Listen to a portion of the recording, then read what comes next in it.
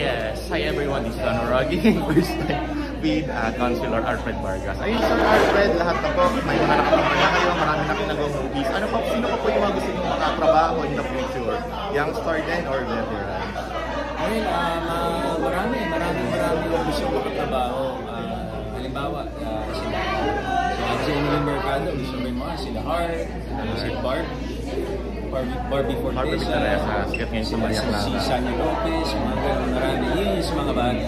So mga veteran actors, mga veteran actresses, gusto ko rin makasama. Pero ngayon, happy ako. Punong-puno na yung puso ko. Makakasama ko si Ate Guy, Miss Nora Honor, at saka si Direk Chino.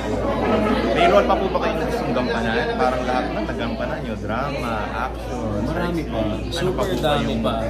Pero dito kasi I'm going to play an ex-convict. Very challenging yan, saka physically naman.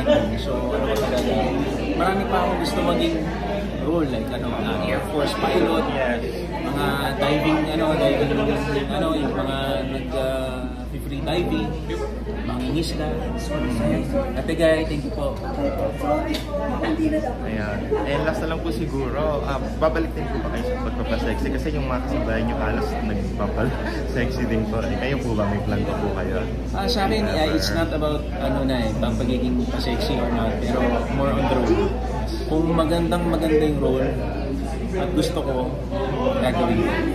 Whether or not. Kasi that's how I approach the craft.